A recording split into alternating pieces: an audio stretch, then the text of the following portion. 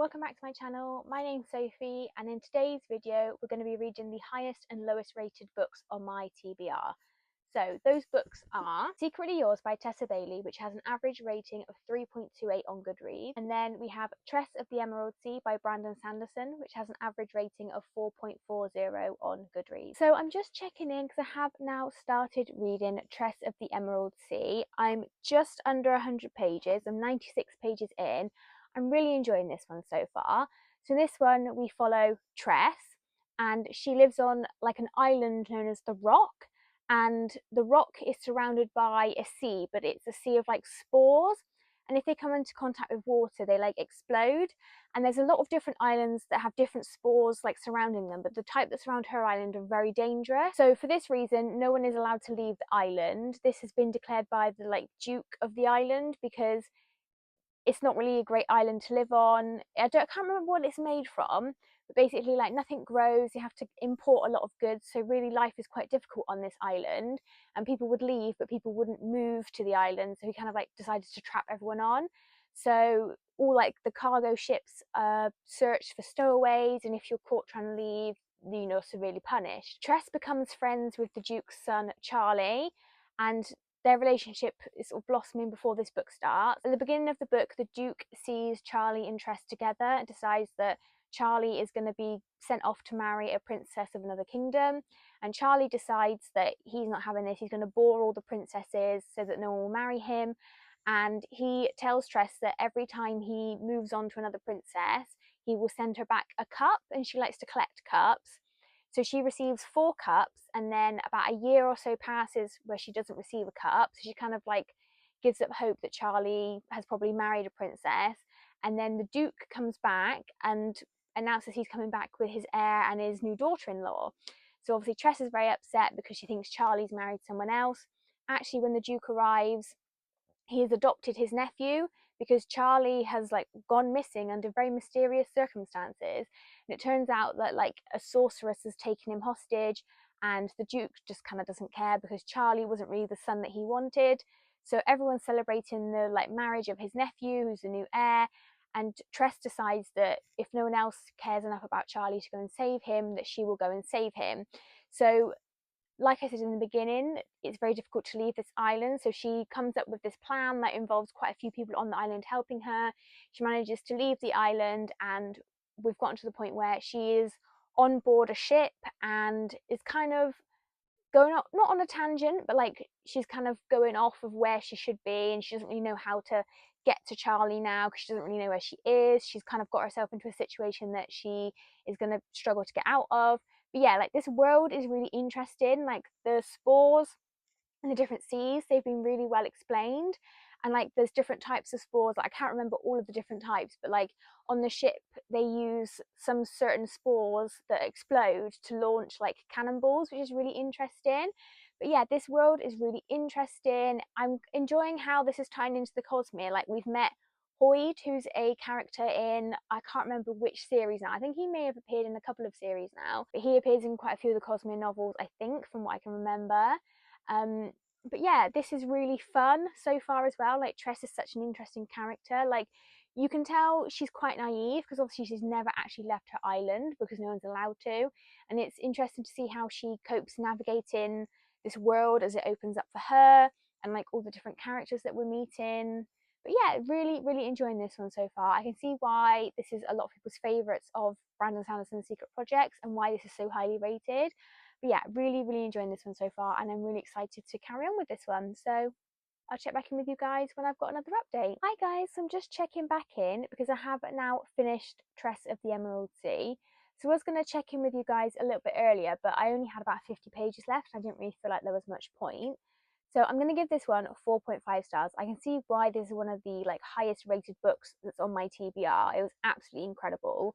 And the fact that like Brandon Sanderson has just created this really beautiful, amazing world, and there's so much more that we can explore in it. It's so interesting. The fact that he created this world, he's got Mistborn going on, he's got Stormlight, Elantris, like Warbreaker, like Steelheart as well. Like he's got so much going on, and the fact that this just like popped into his head during COVID and he just wrote it, like just astounds me. Like, man is actually a genius. Like, he's one of my favorite authors. I absolutely loved this. Yeah, 4.5 stars. It wasn't quite a 5-star for me. I do feel like the ending, when we got to encountering like the sorceress, that did feel a little bit rushed. And like when we came to seeing Charlie again, I feel like we didn't get as detailed a resolution as I would like. What happened to him? Yeah, it wasn't 100% satisfying, but I still really enjoyed it. Like, this was such a fun read as well. Like, a lot of like Sanderson's other novels are not serious, that's not the word I'm wanting, but like they're so detailed and so intricately woven with each other.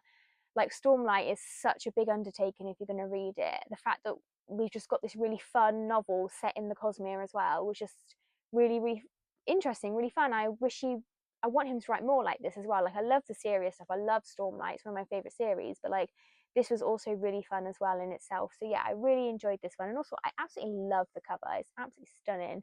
So yeah, this one was a huge success, 4.5 stars, absolutely loved it. So yeah, moving on to the next book for this vlog, which is Secretly Yours by Tessa Bailey. Hey guys, so it's been a couple of days, but I'm just checking back in as I have now started reading Secretly Yours by Tessa Bailey. I'm just about 90 pages in and I am enjoying this one so far. So this one had an average rating on Goodreads of 3.28 stars, which isn't a bad rating. So this is the lowest rated one that I own on my TBR. I think that's still an okay rating, like 3.28, that's just over half. I can see why it's got this rating so far. So the plot of this one is we've got Hallie, who's a like florist. She has her own gardening, landscaping business, and then we've got Julian, who's a lecturer at Stanford, like a history lecturer, I think, and he's returned to the town that Hallie lives in where they grew up. And his family own a vineyard. He's come back for the summer to take a break from lecturing, and he's writing a historical fiction novel. And Hallie and him had like a very brief sort of dalliance in high school. Like, she's a couple of years younger than him, they nearly kissed, and he doesn't remember who she is, and she's kind of harbored a crush on him for like the past, I think, like 15 years, it said, since high school. And she finds out that he's come back to town and finds a way to like go over to the house to do landscaping for his mother, and they've had a few encounters. And yeah, so the relationship is quite interesting. They're very different to each other. Like, she's very like, she's a bit like a whirlwind. Like, she won't give him like a time that she's coming over. She just says, oh, I'll be there when I'm there. She's just kind of like, whoo, you know, like a whirlwind. And he's very like, he writes for half an hour, he eats his tea at this time every day. Like, he's very set in his routines. So they're very different to each other, which I quite like. And when he's around her, he almost doesn't really care about his routines anymore. Like, they're not important to him, which is, yeah, it's kind of nice to see how they get on.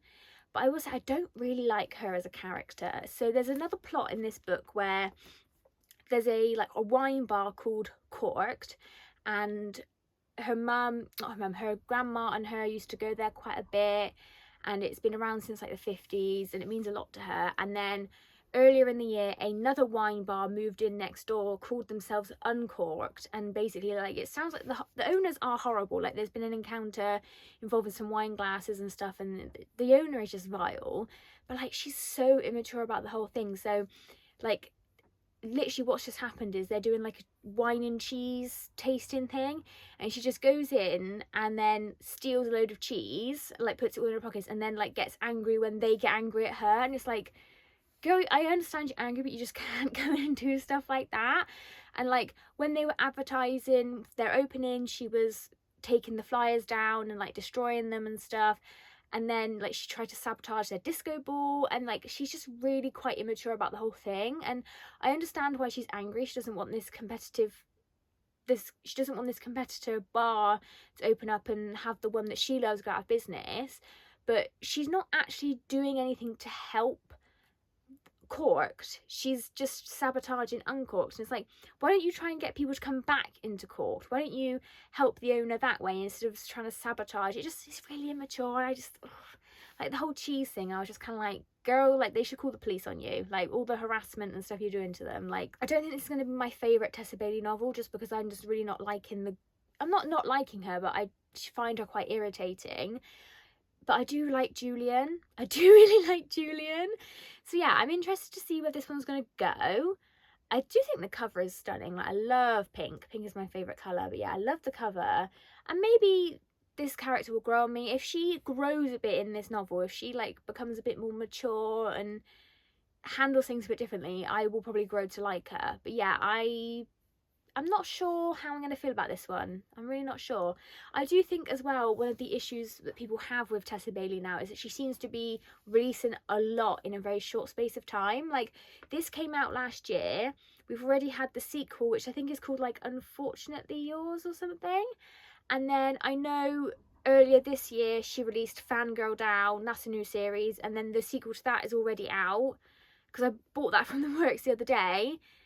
And yeah, she's just, a lot has come out from her recently, and I swear it happened one summer, the Schitt's Creek one with the fishing town, that duology only recently came out as well, maybe like a year or so before. Like, so she seems to be releasing like 2 or 3 books a year, which is quite a lot in quick succession. I think maybe that's why the quality of them has gone downhill a bit. That's what I've heard a lot of people say. The quality of her books isn't as good as it used to be. But I have only read Fix Her Up, Love Her or Lose Her. I haven't finished that series yet. And then It Happened One Summer, and is it Hook, Line and Sinker? So I've only read a few of her books, but I do own a lot of them. So yeah, I'm interested to see what I feel about this one, and how I feel about Tessa Bailey as an author going forward. Do I think, agree with everyone else, that she's releasing quite a lot in short succession and it's not good? Or am yeah, we'll see what I think. I kind of went off on a bit of a tangent there, but yeah, we'll see what I think about this one. But yeah, I'm not sure on it so far. Like, I like Julian, don't like Hallie, but I'm kind of interested in their relationship somehow. So yeah, I'll check back in with you guys when I'm a bit further through this one. Hi guys, so I'm just coming back in to wrap this vlog up, as I have now finished Secretly Yours by Tessa Bailey. So I did like this one. I'm going to give this 3 stars. So both the books I've read in this vlog have kind of been bang on the ratings that everyone else has given them. So like I said, this one got 3.28 on Goodreads. I'm giving this one a 3 star. Tress of the Emerald Sea got 4.4 stars on Goodreads, and I gave that one 4.5 stars. So I'm going to talk about this one a little bit. I do feel like Julian's character just completely changed. Not like overnight, but like just like that. Like, I don't know why, like, he felt so different at the start of this book, and the guy he was at the end, like, his actions, the things just the way he was acting, I was just a bit like, this is not you. I feel like Tessa Bailey tried to write sort of a different man than she usually does, and then almost didn't know what to do, and then just reverted back to the same old guy that she always writes about. And then I did come to like Hallie. I feel like she was grieving her grandmother, and she didn't know how to cope with that. So maybe that's why she came across a little bit immature. She was sort of not lashing out, but she didn't know how to process her grief. So I do take back what I said about her. And I did grow to like them, but again, I wasn't really rooting for them. I definitely enjoyed the side characters a lot more in this book. Like, I know the next book follows Natalie, Julian's sister, and I actually really want to read that book because I found Natalie so interesting, what she's been through. And yeah, I'm really excited to read that book. But yeah, I just didn't really care for these two. Like, I enjoyed it. Now, I got a comment saying like, oh, you say you enjoyed the book and then you do nothing but criticize it. Like, I'm not criticizing it. This is a reviewing channel. I review books, so I can, if I'm giving it a 5 star, it means it's perfect and I would change nothing. If I'm giving it a 3 star, it means that there's things that I would change. So that's why I'm talking about things that I didn't like. So I did enjoy this book, but I did have things that I didn't like about it, or things that I had issues with, like it wasn't perfect. And I definitely think that Tessa Bailey is kind of like, this came out in February 2023, and then the sequel came out in June. That's barely any time between the two of them. Like, most authors release one a year, if that, and she's releasing like 2 or 3 in a year. It's a bit, yeah, I can kind of see this is a good palette cleanser. Like, she's a good palette cleanser.